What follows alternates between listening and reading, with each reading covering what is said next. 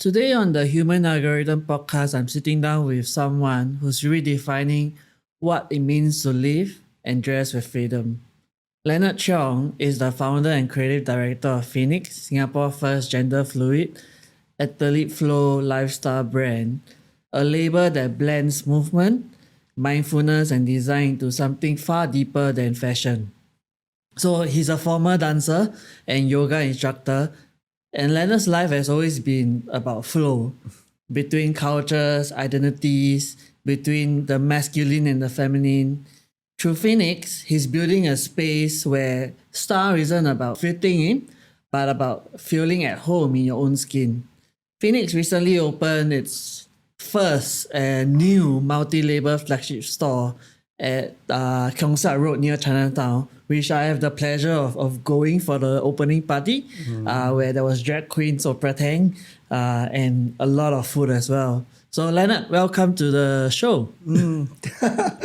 Thank you for having me, Sean. Wow, what an amazing introduction. No problem. I don't know how you managed to dig all that up. Maybe it's online. I think I've known you for quite a while now. We started talking a few years ago, and then I was part of your Pride shoot as well last year. Yes, with Oprah. I love and we had a podcast as well that we did like a tea kind of thing where we did sweets and coffee or tea. We had like, everything pink, right? Yeah. And I was like so amazed because like now you have this amazing studio and like shout out to Poster for this amazing studio. Yeah, and I was like, there are studios like that because last year, remember, I had to like put everything together, right? It was all done within a photography studio. Yes. So imagine it was so like, I remember we did the photo shoot first, then we had to tear everything down, then build the set again. It took quite a while. Wow, if I knew I did this, I would just like we should done here. So let's start with something simple. Yes. What's something people don't know about you beyond your status as a founder, as a designer? Well, let me introduce myself. My name is Leonard, and what's your pronouns? My pronouns, actually, I'm very flexible with that. And I think it's also a journey of discovery for me. I usually go by he, him, but I'm also open to like people using they, them with me as well, because I feel like my gender identity is very fluid that way. And I'm also on the journey of discovery of what that means to me as well, as a gender non-conforming queer individual. So a bit of my brand, I started, my brand is called Finix, and it's a gender fluid ath-flow, ath-flow, lifestyle fashion label. And basically it's more lifestyle kind of wear where it moves from like a workout to a hangout every day to your next holiday. That's what I say in simple. Yeah, I feel like my life is almost already online already, but I think lesser known things about me is that, I used to be a dancer, which I think you mentioned already, right? I didn't know that as well. You didn't know that as well. Yeah, I used to be a dancer and for a couple of years lah. And I think that was also the start of the idea of flow and fluidity and everything. Yeah. And then another aspect is that, I used to live in Japan for a couple of years, and I went through one of the world's most devastating earthquake or natural disasters, which was the March 2011 tsunami. Great Eastern Japan earthquake, which caused the whole nuclear meltdown, which coincidentally, I lived in the city where it melted down. Fukushima. Oh, wow. In Iwaki City, which is just like 40 kilometers away from the plant. Yeah. And that was also something to remember that really traumatized me quite a bit. But it also really built me to who I am today as well, my identity and everything. And what else? Oh, and I'm also a very spiritual person. I don't know whether I mentioned that before, but like, I'm kind of in a woo kind of space. But I think it's big also when I started this business as well, my kind of I guess you call it a spiritual awakening kind of started to happen. I started to see a lot of visions and, and it started to really follow that as well. Okay. So yeah, that's another aspect of me that not many people know about. So you see visions. Do you know what's the next 4D number today? No, I don't have that kind of visionary kind of foresight. For me, it's more of I don't know. I just feel like I have a pulse on, like, for me, it's more in fashion. I think Yeah. So I have a pulse on what trends on things that I feel that would sort of become a thing, and it's not like overnight thing, like next month it will happen, I'm not that specific, but it's almost like I can feel a vibration. Okay. Like I feel like, so 1 year I remember there was a feeling that I had that bucket hats will come into the foray and it will become a thing, and eventually in about like less than a year it emerged, and a lot of people started wearing it, and I don't know, it's just something that I had with me, and as I decided to go into fashion as well, because it was something that I remember growing up always feeling very attuned to. I didn't know where it came from, and I was always feeling that like I would sort of, if I had when I had the freedom to really dress up how I want, I would be able to embody that. But I would just, if I went to dress up like that, obviously to a lot of my parents' dismay, but soon enough, like months after that, you will see some people start to wear it and everything, And so you're the trendsetter lah. I don't know whether it's a trend setter. I think I kind of set my own kind of trends. Okay. Like what I feel that would work. Yeah, I love that. I love that. Let's talk about your brand, right? And the origins of it. Let's go back to the beginning. Yeah. And you previously described that Finix was born out of frustration because you went to shop and in the menswear aisle, you found nothing felt like you, nothing that you really resonated with. So take me back to that moment, what emotion do you feel that actually gave birth to the brand, whether it's anger, exhaustion, or is it something else? Oh my gosh. I think that it's actually a whole story in itself. I don't think it just was when I started my business or my brand. I think from young, I always kind of just dressed differently. Yeah. And it wasn't very conventional, but living in a very conservative country like Singapore, where fashion isn't also right at the forefront, it's very hard to find interesting styles, and especially when it comes to menswear, it was always very limited. It's always, you're left with the kind of very predictable silhouettes, like, oversized t-shirt, right? Now we know Uniqlo's Uniform, Singapore men's right? uniform. Yeah, Uniqlo. And then it's always the typical Bermuda shorts, the buzz cut, very typical Singapore boy kind of like look. And the department stores, the shopping centers all reflected that. The stores reflected that.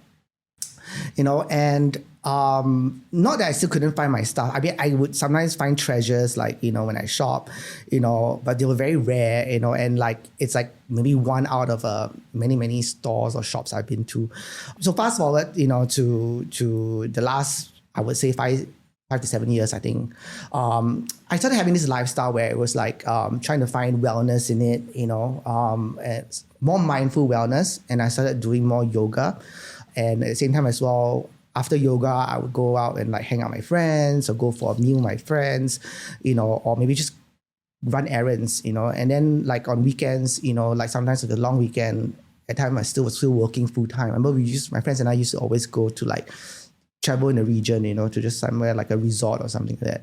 And, I noticed this kind of lifestyle I had, and I was like, whenever when I went to the gym, or whether I went to yoga, or whether like it was also transitioning from the studio to, to hanging out with friends, or even into the weekend, the long weekend when I was going to travel, there was nothing I could really find that I could transition smoothly across. And I mean, you could say like, oh, just t-shirt and shorts lah, but that was not really my style, and I kept looking around, and it was just really frustrating because every store I went to, in Singapore at least, seemed to reflect that. It was always the same silhouettes. And so that got me a bit frustrated. And I decided, and there were some things that I really wanted for myself. And I think at the same time as well, just also mention is that like I also started, I also was kind of shopping, in like those typical like Shoppees and Taobaos and everything, right? Many people do that. But every time when I buy things from those places, even though it was cheap, the quality was so bad. I would wear it once, twice, 3 times is a push already. And it was just like, no, it's just not working for me. And I found it such a waste because like after that, what I do with that piece of clothing, give it away, donate it away, or maybe even throw it away, or because it was so low quality that it would tear or it would spoil. So I just felt like, what a waste, man. Like why can't I be a brand or design that really could last, was like evergreen at the same time as well, had quality, and also reflected my style. And so that's when I decided to take things into my hands and really start my brand, So it came from that space of like, being frustrated, as you said, not being able to find what I wanted in the menswear department, and then also being very much inspired by women's wear as well, because they had so many silhouettes, there's so many styles, and women were having so much fun with dressing up. And so when I started my label, it was kind of trying to marry those two worlds together to be able to create a line where we could bring back that kind of whimsical fun into dressing up, that there were silhouettes that we could create that could still transcend, beyond like gender, beyond, like what men's supposed to wear, women's supposed to wear, And that's why when I started my brand, when I started really delving into my creative kind of essence, that like this part of me sort of emerged, or rather I would say re-emerged, because it always had been in me. It was just kind of suppressed or buried inside. Yeah. And that's how I kind of overcame that. Yeah. Yeah, I totally identify with that because I also suppress a lot of my queerness, right? Yeah. And my, that gender fluidity side of me that I always had, but I always suppress it. And once I started to... Can I just say that I really seen your evolution from last year and how you came out and everything. And just been such an... I'm just feeling so much joy whenever I see you. It's exactly like what you say, because once I start embracing that, it's become more of a natural state, natural flow, where I now wear whatever I want and I feel happy with it. I wear your clothes and I'm happy with it as well, right? So it's always that kind of ability to identify what is you are blocking and pushing down. I want to talk about the name. The name Finix merges infinite and Finix, right? So how did that word came about for you, and what does it mean personally for you? Oh, this is not a story. Everything's a story of my life. Storytelling. Yeah. So I initially wanted to, before I started my business, I had this plan to call my brand. I had this idea to call my brand the word infinite, without the E at the back. Actually, it was infinite with a little dot at the end, and it was kind of like part of sort of my journey at that point of time during my spiritual awakening, where I saw the abundance of like the universe, that what it can give me and what it was trying to push me towards. And so I had this idea, I'll call it infinite. And then but in 2019, I remember I went on this fashion sort of continued education training course, the CETs, I don't know what you call it. But I went for that, and I sort of did a whole advanced diploma in learning about the fashion industry, learning about fashion. And I think one of the courses there, I was tasked to kind of come up with a brand name. And I don't know why, but I didn't want to review that word first. So I was kind of like, must keep it mum. No one should know about my secret plan. And then I don't know why, but somehow or other, in that very moment when I was supposed to come up with a name with my group mates, I just said, what about Finix?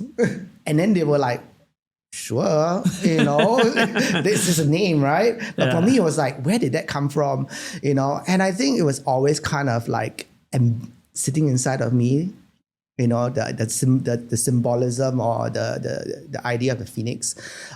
And slowly that kind of like sort of played out, and I eventually decided to call my brand Finix. It was actually a marrying of the words infinite and ethical fiery bird Finix.